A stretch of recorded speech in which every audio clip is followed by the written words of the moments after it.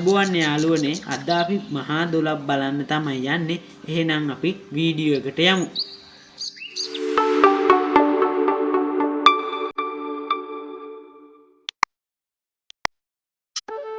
මේක තමයි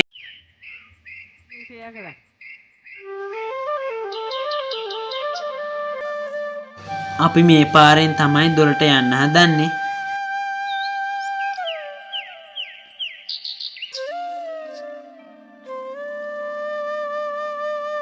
දෙල්ලව ප්‍රදේශයෙන් තමයි මේ දොළ ගලා බසින්නේ.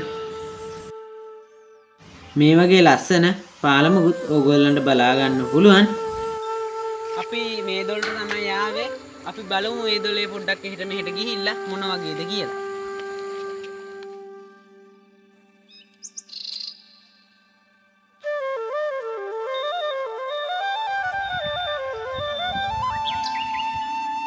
මේ වගේ රතු තේ වත්තුකුත් මේ දොලේ අයිනේ වවලා තියෙනවා.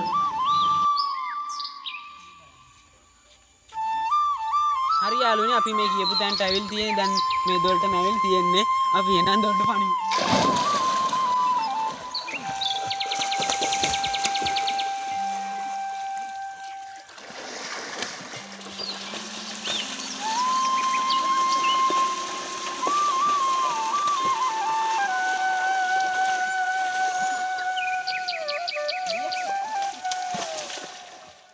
එහෙනම් යාළුවනේ අපේ වීඩියෝ එක ඉවරයි. තවත් අලුත් වීඩියෝ එකකින් හම්බෙමු.